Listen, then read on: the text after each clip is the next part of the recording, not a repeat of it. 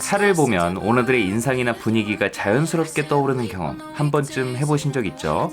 저의 선입견이지만 미니를 보면 낭만을 꿈꾸는 매력적인 여성 오너가, 랭글러를 보면 호탕한 분위기의 마초맨이 연상되곤 합니다. 왠지 뭐래도 믿음이 가는 회사의 이름이 붙어서일까요? 이 차를 보면 항상 반듯하고 단정한 이미지의 유부남이 떠오르는데요. 삼성이 만든 처음이자 마지막 자동차이자 등장과 동시에 시장 1위 소나타를 위협했던 차. 이번 시간에는 르노 삼성 SM5에 대해 알아보겠습니다.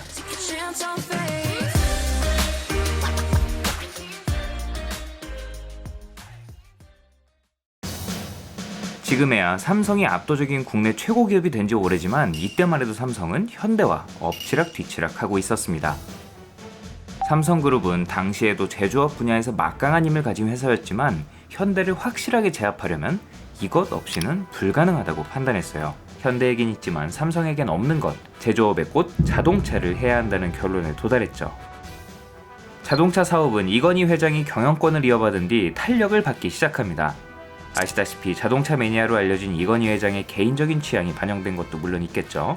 전기차 사업도 적극 추진해 그룹 안에서 모든 것을 해결할 수 있는 완벽한 포트폴리오를 갖추는 것이 목표였다고 전해지는데 계획대로 됐다면 정말이지 볼만했겠네요. 화성 갈 거니까? 하지만 오랜 기간 기술 제휴를 통해 자동차 생산 및 개발 노하우를 쌓고 있었던 경쟁사, 특히 독자 개발 승용차까지 내놓은 현대차에 비해 자동차에 관해서는 아무런 기술을 가지고 있지 않던 삼성이 이 시장에 뛰어든다는 것은 만만치 않은 일이었습니다. 이미 선대 이병철 회장 때부터 해외 업체에게 기술 이전을 받으려고 시도했으나 끝내 무산됐던 전적이 있었고, 역시나 가만히 있을 리 없었던 경쟁사들의 방해 공작, 심지어 정치권에서조차 이를 반기지 않는 등 어른들의 사정이 크게 작용했다고 하죠. 이런 우여곡절에도 당시 경영난에 빠져있던 닛산과 접촉해 기술 도입 계약을 체결했고 1995년 드디어 삼성 자동차를 출범했습니다. 또 2조 원이라는 천문학적인 자본을 투입해 첨단 설비를 갖춘 지금의 부산 공장을 지었죠. 이후 1998년 서울 신라호텔, 오랜 수건 사업이었던 삼성 자동차의 첫 번째 승용차가 그 모습을 드러냈습니다.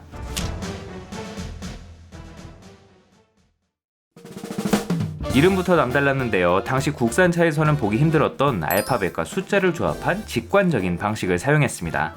SM은 삼성모터스, 단순히 삼성이 만든 자동차를 뜻했고 뒤에는 차급을 의미하는 숫자 5를 붙였죠. 여기에 추가로 이어진 숫자는 차에 탑재된 엔진의 성능을 나타냈어요.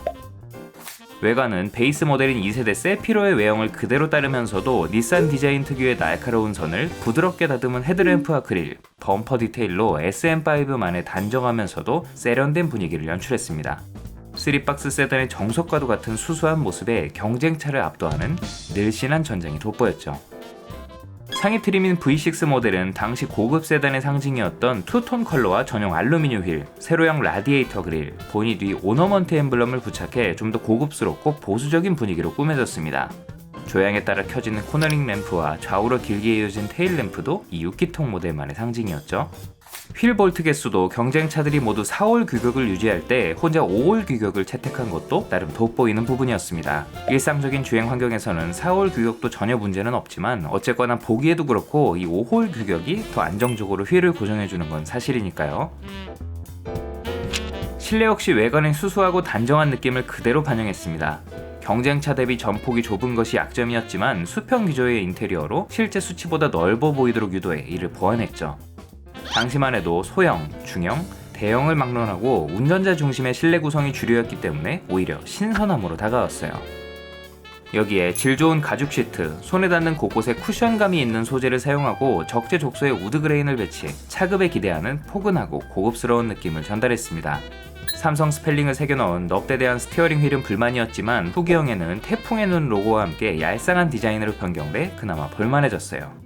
또 전동 조절 시트, 공기청정기, 프로토 에어컨과 내비게이션 시스템 등 대형차 부럽지 않은 풍부한 편의사양을 탑재한 것도 좋았죠. 루프 보강재를 빽빽하게 설계한 탓에 경쟁차는 제공했던 썬루프를 선택할 수 없었던 것도 독특한 부분이었습니다. 2001년에는 르노 삼성 출범 1주년을 기념해 스웨이드 내장과 고출력 오디오 등 고급 사양을 적용한 에디시용 스페셜, 즉 스페셜 에디션을 8,400대 한정 판매하기도 했어요. 파워트레인 역시 닛산의 물건을 그대로 사용했는데요. 직렬 4기통 1.8, 2.0, V6 2.0, 2.5리터 가솔린에 나중에 추가된 2.0리터 LPG까지 지금 기준으로 봐도 폭넓은 선택지를 제공했고 변속기는 5단 수동 및 4단 자동 변속기를 맞물렸어요. 시작과 동시에 다양한 차종을 투입할 수 없었기 때문에 다양한 엔진 구성으로 라인업을 세분화해 경쟁사의 중형과 중대형급을 한 번에 공략하려는 전략이었죠. 4기통 1.8, 2.0리터 모델은 소나타를, 6기통 2.0, 2.5리터 모델은 그랜저 등 준대형 차를 각각 겨냥했습니다. 특히 V6 엔진은 세계 10대 엔진 시상식에 빠지지 않고 이름을 올렸던 닛산의 VQ 엔진이 그대로 탑재되어 명성에 걸맞는 안정적인 주행 성능과 매력적인 회전 질감을 선사해 소비자들의 반응이 좋았죠. 또 당시에는 흔치 않았던 백금 점화 플러그와 타이밍 벨트 대신 반영구 타이밍 체인 방식을 사용해 정비 주기를 크게 늘린 것도 돋보이는 부분이었습니다. 낮은 대시보드와 상대적으로 높은 시트 포지션으로 탁 트인 시야, 경쾌한 몸놀림으로 주행 편의성이 높았고 후륜에는 토션빔 방식을 사용했지만 지금도 웬만한 분들은 모를 정도로 승차감에서의 불만도 크지 않았죠. 다만 자동 변속기 모델의 경우에는 저속에서 변속 충격이 심하다는 지적을 받았고 경쟁차에 비해 연비가 나쁘다는 불만도 많이 나왔습니다. VQ 이름이 붙은 엔진들은 배기량과 기통수를 막론하고 전부 먹성이 좋은 것 같아요. 이후 SM5는 단 2차례 램프와 휠 디자인, 내장 컬러 등 일부 내외관 디테일과 편의 사양을 개선하는 것에 그쳐 한결같은 분위기를 이어나갔습니다. 경쟁차는 큰 폭의 페이스리프트를 거치거나 아예 신모델을 투입한 것과는 대조적이죠. 2003년 출시된 마지막 페이스리프트 모델은 견고한 디자인의 알루미늄 휠, 헤드램프 앞부분을 둥글게 판 눈물 램프, 타원형 그래픽을 집어넣은 리어램프로 세련미를 더했지만 이 시기 팔리던 후기형 차들이 대부분 그렇듯 애매하게 세련된 분위기 때문에 영타이머 취급을 받는 클래식 SM5와 달리 그저 낡은 차로 여겨지기도 하는 모델이에요. 또 SK텔레콤과 공동 개발한 1딘 타입 텔레매틱스 시스템 네이트 드라이브가 선택 사양으로 추가됐는데 별도 요금제에 가입하면 내비게이션과 실시간 교통정보, 인터넷 검색 서비스를 이용할 수 있는 후에 현대기아차가 서비스한 모젠과 유사한 독특한 옵션이었습니다. 보자마자 이 코딱지만한 액정으로 뭘 어떻게 하나 당연하게도 선택 비율은 아주 낮아서 희귀 옵션이 되었습니다. 이때 지금 같은 애프터마켓 내비게이션이 없었던 것도 아니어서 이걸 고를 이유가 전혀 없었죠. 가격이 싸지도 않았어요. SM5는 출시 한 달 만에 무려 1만 2천여 대에 달하는 계약을 달성하면서 그야말로 태풍 같은 인기를 구가했습니다. 이제 막 첫 발을 내디딘 회사의 첫 번째 자동차, 그리고 차급 자체도 만만치 않았던 것을 감안하면 놀라운 성과였어요. 그 뒤에는 지금도 성공적인 마케팅 사료로 꼽히는 품질 마케팅이 있었습니다. 삼성이 만들면 다릅니다 라는 자신만만한 캐치프레이즈 아래 2년 4만 킬로미터가 주류였던 당시 3년 6만 킬로미터라는 넉넉한 신차 보증 기간을 제공했고 한 달 안에 문제 발생 시 아예 새 차로 바꿔준다는 파격적인 조건까지 내걸어 품질에 대한 강한 자신감을 드러냈죠. 안전성을 어필하기 위해 전면부가 박살난 SM5를 적나라하게 촬영한 무시무시한 TV 광고를 집행하기도 했어요. 다만 타이밍이 너무 안 좋았죠. 국내 모든 기업들의 운명을 뒤흔들어 놓았던 IMF 외환위기 앞에서는 굴지의 대기업 삼성도 무사할 수 없었습니다. 누적 부채는 4조 원에 달했고 닛산에게 제공하는 로열티 등을 감안하면 오히려 차를 팔수록 손해라는 보고서도 올라왔죠. 어마어마한 투자비와 그로 인한 적자를 감당하기 힘들었던 삼성은 결국 울며 겨자 먹기로 자동차 사업부를 정리하기로 결정, 설비값도 건지지 못할 정도의 헐값에 매몰로 내놨고 다들 아시다시피 프랑스 르노 그룹에 매각되어 르노 삼성 자동차로 새롭게 출범했습니다. 당시 르노는 닛산과 협력 체계를 구축하고 있었기 때문에 닛산의 한국 공장이나 다름없었던 삼성차는 르노 입장에서도 꽤 괜찮은 매물이었죠. 이후 IMF가 해소되고 내수 시장이 다시금 활기를 띠자 중형차 판매량도 자연스럽게 상승하게 됩니다. SM5의 품질 마케팅은 이때서야 제대로 빛을 발했죠. 해가 갈수록 헐거워지는 차체와 떨어지는 품질로 국산차에 대한 불신이 만연하던 시기에 초기 오너들과 내구성을 중시하는 택시업계에서 한결같은 품질을 자랑하는 SM5에 대한 긍정적인 입소문이 나기 시작했습니다.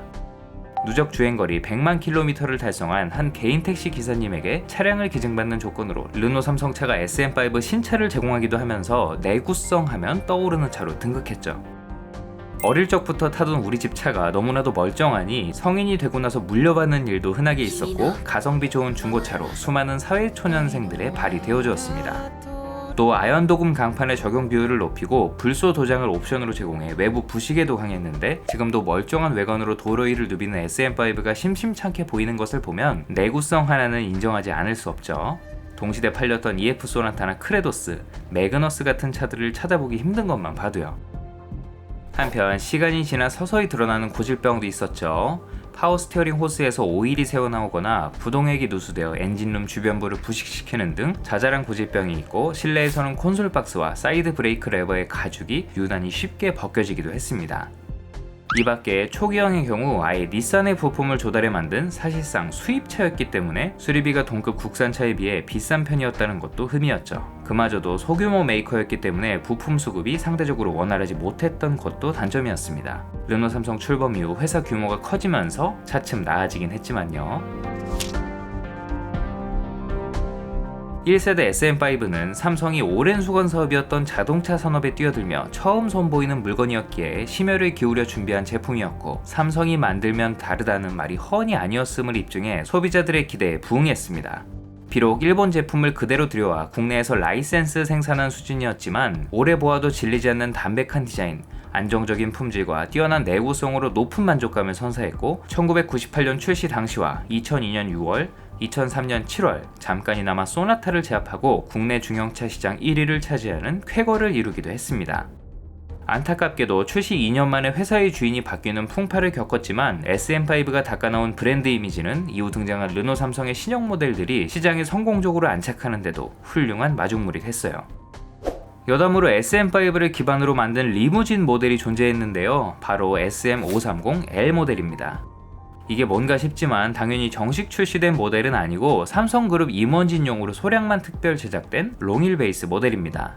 이름처럼 늘어난 차체를 위해 엔진 역시 V6 3.0L 엔진이 탑재되어 더 넉넉한 출력을 제공했고 그 안에서도 단순히 10cm 정도 뒷좌석 길이만 늘린 임원용 모델과 20cm가량 늘려 뒷좌석 독립형 시트와 최고급 내장재, 뒷좌석 TV를 갖춘 VIP용으로 나뉘었다고 하네요. 삼성자동차 시절 이건희 회장과 부인 홍라희 여사도 홍보를 위해 업무용 차량으로 잠깐이나마 애용했고 지금은 앞서 100만 킬로미터 택시가 전시된 부산 공장 내 르노코리아 자동차 갤러리와 삼성화재 교통박물관 두 곳의 단아한 자태를 고스란히 유지한 채 관람객들을 맞이하고 있다고 하니 실물이 궁금하신 분들은 방문해 보시면 되겠습니다. 아쉽게도 두 모델 다 일반 임원용 모델이더라고요. SM5가 여전히 좋은 평가를 받고 있었지만 그 사이 달라진 트렌드에 대응하기엔 역부족이었죠. 1세대의 성공을 등에 업고 등장한 2세대 SM5는 이번에도 선대의 베이스 모델이었던 닛산 세피로의 후속 티아나를 기반으로 등장했고 신형으로 거듭난 소나타를 견제하기에 충분한 상품성으로 무장했습니다. 닛산의 최신 스타일링을 그대로 이식한 외관은 전작의 단아한 이미지는 그대로 가져가면서도 두툼하게 키운 차체와 매끈하게 떨어지는 루프라인, BMW의 디자인 포인트로 잘 알려진 호프마이스터 킹크 형태의 C필러 등 수입차에서나 볼 법한 디테일을 곁들여 세련미가 돋보였죠.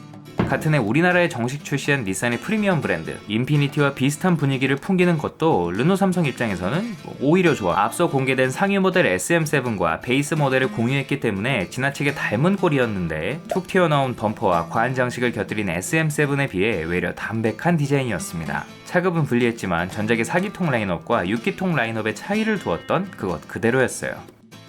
꽃 모양의 멀티스포크 휠이 수수한 디자인과 잘 어울렸죠. 동급 경쟁차를 전장으로 압도했던 전작처럼 이번에도 준대형 세단 부럽지 않은 늘씬한 전장을 자랑했는데 폭이 좁은 일본의 도로 환경이 반영된 현지 모델을 그대로 따랐기 때문에 전폭이 경쟁차에 비해 크게 좁은 것도 여전했습니다. 후면부는 SM7과의 차이가 두드러지는 부분이었습니다. 번호판을 트렁크로 올려 무게감을 덜어냈고 전면과 측면의 단정한 분위기를 이어 깔끔하게 마무리했지만 이 무당벌레 같은 리어램프가 문제였어요. 의도적인 급 차이를 두고자 일부러 싼티나게 만드는데 고민했을 르노 삼성 실무진의 고심이 어렴풋이 느껴지죠. 당연히 다들 문제라고 생각했는지 애프터마켓을 통해 테일램프를 꾸미는 게 유행이었습니다. 원작인 티아나의 LED 테일램프로 많이들 바꿨고 테일램프 하나로 차의 분위기가 크게 달라졌죠. 개인적으로 벤츠 S클래스와 판박이인 이 제품이 강렬하게 떠오르네요. 당시에는 불법 등화류로 분류되어 정기검사 시 단속이 이루어졌는데 이후 관련법이 개정되면서 불법이 아니게 된 제품들도 있다고 하네요. 아예 SM7으로 외관을 개조하시는 분들도 있었죠. 실내 구성 역시 SM7과 동일했습니다. 덕분에 경쟁차보다 반체급 이상 고급스러운 느낌을 전달하면서 NF 소나타와 로체의 투박한 인테리어에 망설이던 소비자를 르노 삼성으로 끌어들이는데 강력한 무기가 됐어요. 좌우 대칭 구조의 실내는 17년이 지난 지금 봐도 정말 세련됐죠. 이른바 거실 인테리어로 불렸는데 도시적이면서 정돈된 느낌을 선호했던 여성 고객들이 많이 선호했습니다. 어두운 내장은 깔끔함이, 베이지는 포근함이 돋보였어요. 또 스포티한 느낌을 강조한 익스트림, XE 트림은 어두운 우드그레인과 푸른 직물을 덧댄 시트로 젊은 감각을 더하기도 했습니다. 저 3스포크 스티어링 휠은 지금 봐도 정말 못생겼네요. 오히려 기본형의 방패 같은 4스포크 스티어링 휠이 훨씬 낫죠. 탑승객을 향해 툭 튀어나온 센터 패시아는 수많은 버튼을 품었지만 일목요연하게 정리하면서 복잡한 느낌을 최대한 덜어냈고 오히려 조작 편의성을 높인 것이 특징이었습니다. 동굴형으로 자리잡은 인포테인먼트는 내비매립에 최적화된 디자인으로 애프터마켓 내비게이션을 시공하는 게 거의 국룰이었을 정도였어요. SM7과 함께 당시 카오디오 매장의 매출을 올리는데 큰 공을 세웠다고 해도 과언이 아니죠. 특히 내비게이션을 선택하지 않아도 단색의 LCD 모니터로 오디오 및 공주 정보를 띄워주면서 빈약한 느낌이 들지 않도록 디자인한 것도 좋은 부분이었습니다. 이 밖에 국산 중형 최초로 적용된 카드 타입 스마트키, 운전석 메모리 시트, 좌우 독립식 공조장치와 공기청정기, 7인치 DVD 내비게이션 등 고급 편의 사양 역시 상위 모델인 SM7과 공유하면서 경쟁력을 높였습니다. 충격과 공포의 네이트 내비게이션은 죽지도 않고 또한 뒷좌석은 전장만큼이나 넉넉한 휠 베이스로 쾌적한 공간을 제공했고 편안한 시트와 넉넉한 크기의 암레스트, 전용 송풍구 등 패밀리카로 이용하기에 전혀 부족하지 않은 편의성을 제공했어요. 골프백이 4개나 들어가는 트렁크 공간도 실용적이었고요. 또 센서가 작동하면 전개되는 1차원적 디파워드 에어백을 새기던 당시 국산 차들과 달리 충격량에 따라 에어백 작동 조건을 달리해 에어백으로 인한 상해를 줄이는 스마트 에어백 및 사이드 커튼 에어백을 전트림 기본 적용한 것은 경쟁차를 압도하는 SM5만의 차별화된 세일즈 포인트였습니다. 파워트레인은 6기통 라인업이 분리되면서 전작보다 단촐해졌습니다. 개선된 직렬 4기통 2.0L 가솔린과 LPG 단 2가지 구성의 5단 수동 및 4단 자동 변속기를 배칭했죠. 거대한 몸집에 비해 수치상 빈약한 엔진 출력이었지만 일상 주행에서는 큰 불편 없이 가속이 이루어졌습니다. 이 시절 차들의 출력이 다 고만고만하기도 했고 차의 성격이나 주소비자의 성향을 고려하면 단점까지는 아니었죠. 한편 전작에서 크게 지적받았던 저속에서의 변속 충격이 개선됐고 후륜 멀티링크가 탑재되면서 코너에서의 거동이 보다 차분해졌습니다. 의외로 승차감은 동급 대비 단단하다는 평가가 주류였어요. 다만 한결같이 나쁜 연비, 내구성은 좋지만 동급 대비 비싼 부품값과 공인비는 단점이었습니다. SM7과 의도적인 급 차이를 두고자 차체 자세 제어 장치 VDC를 옵션으로조차 마련해두지 않은 건 역시 아쉬운 부분이었죠.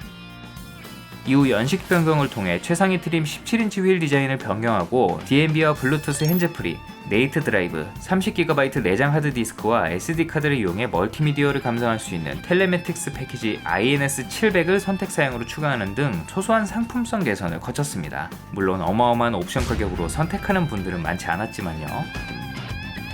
뉴 SM5는 이번에도 닛산 베이스의 안정적인 품질과 단아한 디자인, 경쟁 모델과 결을 달리하는 특유의 감성 마케팅으로 고급스러운 브랜드 이미지를 확보해 과거의 영광을 성공적으로 이어받았습니다. 출시와 동시에 국내 중형차 판매량 2위로 올라서며 늘 경쟁차를 멀찌감치 따돌리던 소나타를 턱밑까지 추격했죠.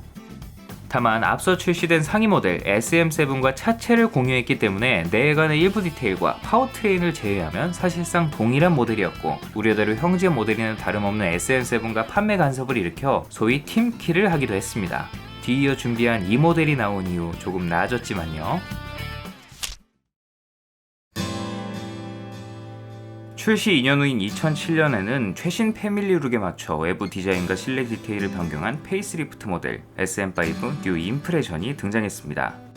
직전 모델에서 SM7과 외관이 너무 똑같다는 지적을 의식해서인지 헤드램프 형상과 범퍼 디자인을 달리해 좀 더 색다른 분위기를 연출한 것이 특징이었는데 헤드램프를 앞트임의 라디에이터 그릴과 연결해 차체를 좀 더 넓어 보이도록 유도했고 방향지시 등을 둥글게 처리한 범퍼 끝에 배치해 비슷한 효과를 만들어냈습니다. 역시 사람이나 차나 눈매가 달라지면 분위기가 크게 달라지는 것 같아요. 측면의 디자인 변화는 미미했지만 알루미늄 휠 중앙에 커버를 더해 휠 볼트를 깔끔하게 정리했던 전작과 달리 볼트를 노출해 보수적인 분위기를 약간 덜어냈고, 무엇보다 후면부의 리어램프 그래픽을 깔끔하게 수정하면서 무당벌레 테일램프에서 벗어난 것이 가장 돋보였습니다. 노림수인지 인피니티와 더욱 유사해졌고 그랜저 XG의 최후기형 모델과도 비슷한 느낌이었어요. 운 좋게도 차 키를 얻은 김에 이 모델을 직접 경험해 볼 수 있었는데요. 지난 겨울 아버지가 운행하던 차량을 몰래 끌고 나왔습니다.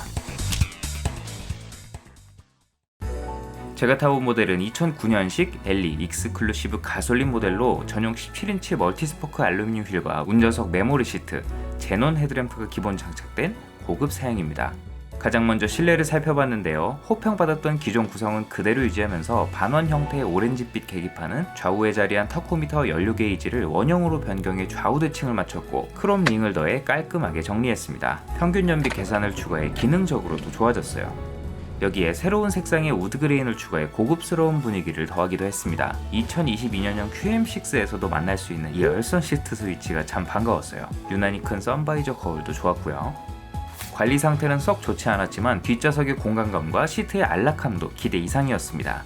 애초에 준대형급을 베이스로 만든 만큼 동급에서 유일했던 뒷좌석 에어벤트, 쿼터 글래스까지 그대로 남겨두면서 경쟁차보다 훨씬 쾌적한 공간을 제공했어요. 이건 왜 내려가다가 말아. 해치도어 수준의 스키스로는 가늘고 긴 짐을 수납할 때 용이했고 송편을 꺼내 먹기에도 편리했습니다. 전반적으로 페이스리프트 모델인 만큼 대대적인 변화나 혁신적인 기능이 추가된 것은 아니었지만 이 거실 인테리어의 경쟁력은 여전했습니다. 특히 가장 강력한 경쟁차인 소나타가 대대적인 트랜스포메이션으로 실내를 갈아 엎었음에도 딱히 밀리지 않는 구성이었어요. 비록 버튼 시동은 아니었지만 이 카드 타입 스마트키도 여전히 독보적이었고요. 본격적으로 주행에 나섰는데요. 앞서 말씀드렸듯 이 차량은 2.0L 가솔린 모델로 르노 닛산이 공동 개발한 MR 엔진이 탑재되어 직전 모델보다 출력이 소폭 상승했습니다. 실용 영역에서의 토크를 강화했다는 설명에 걸맞게 생각보다 차가 경쾌하게 나간다는 느낌을 받았는데 심장병이라는 선입견을 갖고 있었던 게 조금 무색했지만 역시나 초반 이후의 가속력은 눈에 띄게 더뎠습니다. 요즘 차와 비교해도 밀리지 않는 정숙성과 적당히 탄탄한 승차감은 오히려 독일 차식 쫀쫀함을 추구하는 지금의 추세와 잘 어울렸습니다. 그저 말랑한 승차감이 좋은 승차감으로 통하던 시절에 이런 차가 나왔다는 게 의외였어요. 물론 아쉬운 부분도 있었죠. 고속으로 올라갈수록 연비가 떨어지는 4단 자동 변속기의 기어비와 경쟁차들 사정도 비슷했으니까 단점으로 보긴 좀 애매하네요. 얇은 사이드미러는 밖에서 보나 안에서 보나 크기가 작아 사각지대가 많이 생겼고 회전 반경이 왜 이렇게 큰지 유턴이나 입구가 좁은 건물 주차장에서 살짝 애를 먹기도 했습니다. 트렁크를 밖에서 여는 버튼이 없어서 까먹고 내리면 운전석 문을 다시 열어야 했죠. 이 바보! 또 기어를 드라이브에 놓은 채 정차를 하면 심한 진동이 올라오는 소위 D이 다른 차들에 비해 유난히 심하더라고요. 동호회를 살펴보니 엔진과 차체를 고정하는 마운트, 즉 미미의 개수가 기존 4개에서 3개로 원가 절감되면서 직전 모델 USM5에 비해 유난히 심해졌다고 하는데 원가 절감의 3개는 참 무궁무진하네요. 짧은 경험이었지만 SM5 뉴 임프레션은 여전히 넉넉한 공간과 편안함을 제공하는 매력적인 중형 세단임을 알 수 있었습니다. 특히 세월의 흔적은 남았지만 10수년이 지난 지금 봐도 정갈하고 깔끔한 인테리어가 감동이었어요. 타임리스 디자인의 힘을 다시 한번 느꼈죠. 그 사이 현대차의 소나타 트랜스폼과 기아 로체 이노베이션, GM대우 토스카 프리미엄 6 등 훌륭한 상품성으로 무장한 경쟁차들이 연달아 투입되며 나름의 매력을 내세웠지만 SM5 뉴 임프레션은 쟁쟁한 경쟁차들의 공세 속에서도 매월 5천여 대 이상 준수한 실적을 이어나가면서 국내 중형차 시장 2위의 자리를 굳건히 지켜냈습니다. 이때 르노 삼성은 현대 모델부터 쌓아올린 감성 마케팅과 여전히 건재한 삼성의 이름값 때문에 세련된 이미지가 상당히 강했던 브랜드였고 부모님 차를 끌고 나온 듯한 소나타의 고리타분한 느낌에 비해 상대적으로 부드럽고 도시적인 분위기는 중장년 고객뿐만 아니라 젊은 소비자들에게도 어필했어요. 그 중에서도 여성 고객의 선호도가 높았기 때문에 당시 수입차 못지않은 훈남들의 필승 아이템으로 여겨지기도 했고 고가 마케팅도 먹혀들었죠. 다만 꽃길만 걷지는 못했습니다. 2세대 모델에 탑재된 신형 LPG 엔진에서 실린더 헤드가 변형되거나 파손되고 주행 중 시동 꺼짐, 심한 경우 화재가 발생하는 심각한 결함이 드러난 건데요. 이에 항의하기 위해 SM5 인프리콜이라는 인터넷 카페까지 개설될 정도로 오너들의 움직임이 컸고, 매회가 곧 장안의 화제였던 MBC의 소비자 고발 프로그램 불만제로에 보도되면서 당월 판매량이 반토막 나는 등 엄청난 타격을 입었습니다. 이후 건설교통부의 강제 리콜 명령을 이끌어내 오너들의 승리로 일단락되긴 했지만, 달리는 관이라는 뜻의 달관5라는 불명예스러운 별명이 붙여지기도 했죠. 결국 LPG 모델의 주수요층인 택시시장, 홈타운인 부경지역 택시기사님들에게조차 외면받았고, 여기에 엎친 데 덮친 격으로 10년 이상 운행한 차량의 리어 크로스 멤버가 심각한 수준으로 부식이 이루어지면서 주행 중 뒷바퀴가 주저앉는 상황으로 이어질 수 있는 위험성까지 제기됐습니다. 이 일로 뛰어난 내구성과 안정적인 품질로 그간 높은 신뢰를 쌓아왔던 SM5의 명성에 큰 흠집이 생겼죠.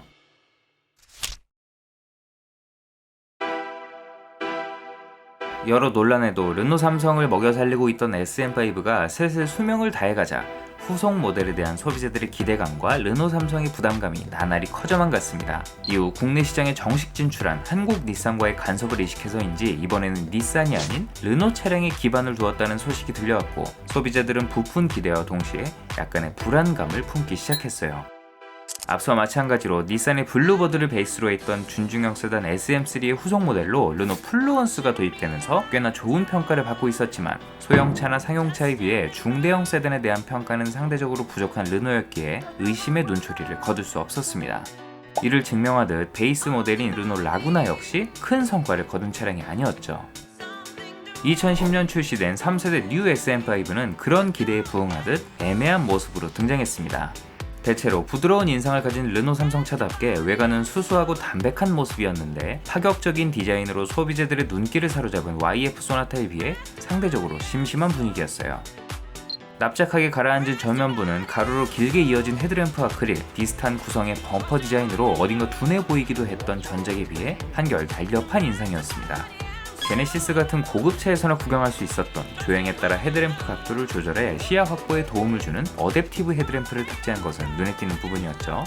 측면은 쭉 뻗은 사이드 캐릭터 라인과 역방향으로 꺾인 C필러, 견고한 디자인의 알루미늄 휠로 전작의 분위기를 이었습니다.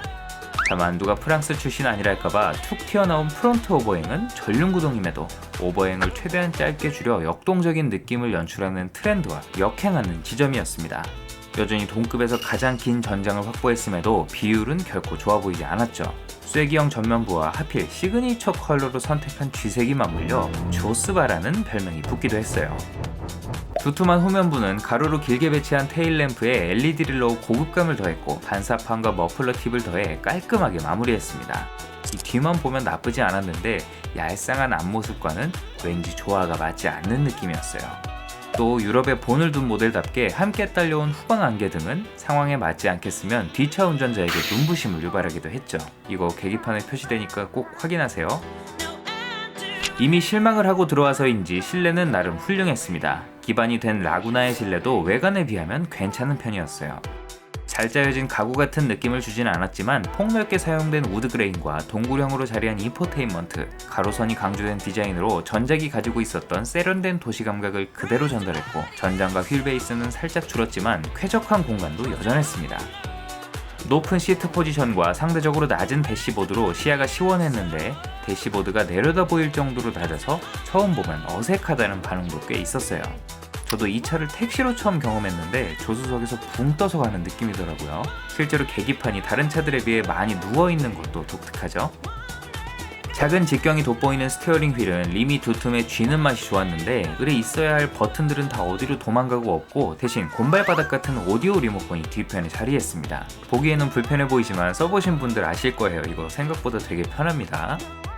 또 아이나비 순정 내비게이션, 대형차에서나 볼 수 있었던 인포테인먼트 조그 다이얼, 중형 최초로 운전석 마사지 시트를 장착해 신선함을 더했고, 당시 트렌드인 웰빙 키워드에 맞춰 차량 내장형 방향제, 퍼퓸 디퓨저를 최초로 선보여 감성 품질을 높인 것도 감성 브랜드 르노 삼성다운 부분이었습니다. 처음 봤을 때 이 부분 좀 징그럽게 생긴 느낌이었는데, 여기에 전자식 주차 브레이크, 버튼 시동 스마트키, 서브 우퍼를 더한 10개 스피커의 보스 사운드 시스템 등 각종 고급 사양과 뒷좌석 수동식 커튼, 장치는 후방 블라인드, 뒷좌석만 별도로 온도 조절이 가능한 공조 장치와 앞서 QM5가 선보인 파노라마 선루프까지 마련하면서 여전히 동급 대비 반체급 위로 느껴질 만큼 풍부한 편의 사양을 탑재한 것 또한 프리미엄 마케팅을 이끌던 르노 삼성다웠죠. 대신 앞좌석 통풍 시트, 열선 스티어링 휠, 뒷좌석 열선 시트 같이 소비자들이 민감하게 반응하는 몇몇 편의 장비들은 빠져있는 등 어딘가 묘한 구석도 있었습니다. 파워트레인은 전작의 것을 개량한 2.0L 가솔린과 LPG, 여기에 6단 수동 변속 모드를 제공하는 닛산의 엑스트로닉 무단 변속기를 탑재했습니다. 폭발적이진 않지만 부드럽고 매끈한 가속 성능, 효율을 중시한 세팅으로 도심 주행 비율이 높은 우리나라 도로 환경에 적합했죠. 동급에서 연비도 가장 좋았어요. 다만 전작에 비해 오히려 떨어진 엔진 출력과 오래전 CVT를 달고 나왔던 차들이 큰 말썽을 일으켰던 전적 때문에 우리나라 소비자들은 이 무단 변속기에 대한 본능적인 거부감이 자리 잡고 있었다는 게 문제였습니다. 가뜩이나 내외관 디자인으로 소비자들을 사로잡지 못한 상황에서 빈약한 파워트레인까지 발목을 잡으니 무엇 하나 시원하게 내세울 수가 없었어요. 그래도 승차감과 핸들링에서만큼은 동급보다 낫다는 평가를 받았습니다. 앞서 언급했듯 3세대 SM5는 해치백 라구나를 베이스로 새로 개발한 차체를 썼는데 중형차의 안락한 승차감을 만들어내기에 오리지널 라구나의 토션빔 후륜 구조는 불리했기 때문에 라구나 차체에 티아나의 멀티링크 후미를 이어붙인 별도의 중형 플랫폼이었습니다. 배고파게 딱 이 우리 집안 사람 같더라고. 덕분에 프랑스 브랜드의 완숙한 핸들링과 멀티링크의 안정적인 승차감, 르노 삼성차 특유의 뛰어난 MVH가 궁합을 이루면서 안락한 패밀리카를 찾던 중장년 소비자에게 좋은 평가를 받았죠. 이후 연식 변경을 통해 기존 XE 트림에만 제공하던 블랙 베젤 헤드램프를 확대 적용하고 새로운 18인치 휠, 전용 액세서리로 바디킷을 추가해 밋밋한 외관을 좀 더 스포티하게 꾸몄습니다. 그래도 못생긴 건 여전했지만 한편 해외에서는 레티튜드라는 이름으로 선보여져 잠깐이나마 르노의 플래그십 세단 역할을 하기도 했는데 보시다시피 양서류 이미지의 SM5와 달리 각이 살아있는 그릴과 범퍼가 강인한 인상을 만들어줬고 이 수출형 레티튜드의 그릴을 구해서 갈아 끼우는 분들도 꽤 있었어요. 또 2011년식부터는 답답한 출력에 불만을 가진 소비자들을 위해 수출형에 올라가던 V6 2.5L 엔진과 6단 자동 변속기가 탑재된 모델을 출시했는데 이는 함께 팔리던 SM7 뉴아트의 V6 2.3L 엔진보다 더 나은 수치였고 기존의 CVT가 아닌 6단 자동 변속기가 적용된 것은 메리트였지만 상위 모델이 의뢰 그렇듯 판매량이 많지 않았기 때문에 길에서 이 차량을 구경하긴 쉽지 않았어요. 2012년 끝물에서는 최상위 모델에만 들어가던 보스 사운드 시스템과 18인치 휠, 전용 블랙 앤 화이트 내장을 적용한 보스 스페셜 에디션을 한정 판매하기도 했습니다.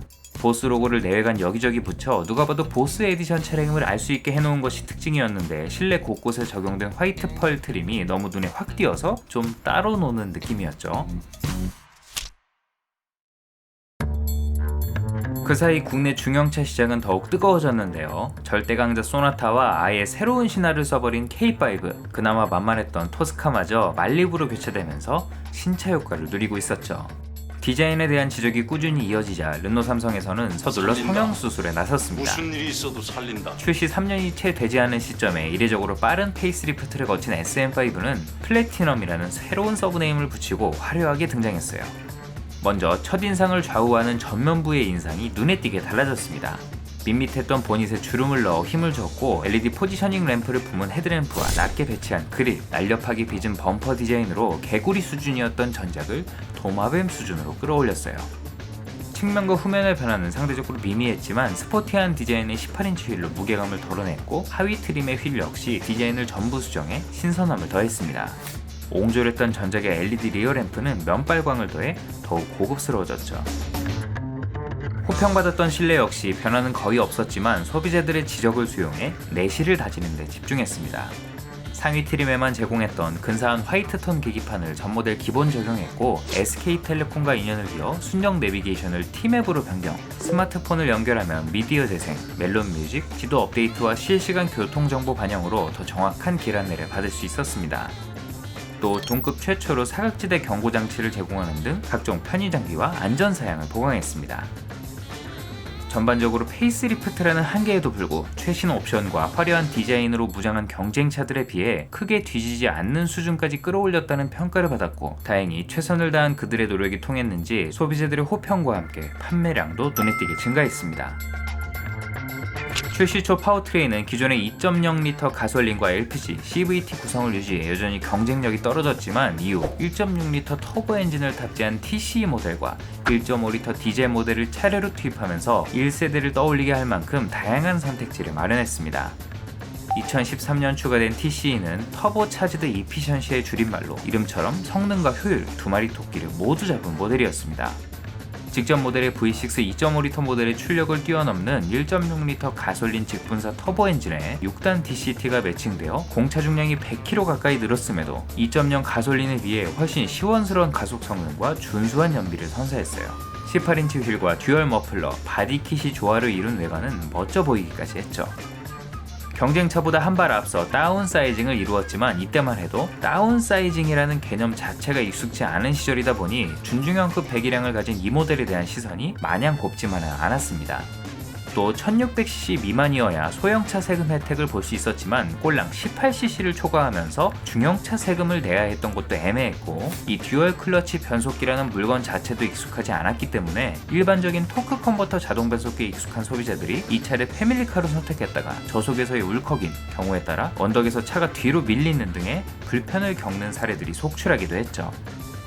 이후 추가된 1.5L 디젤 모델도 마찬가지로 이 6단 DCT를 탑재했습니다.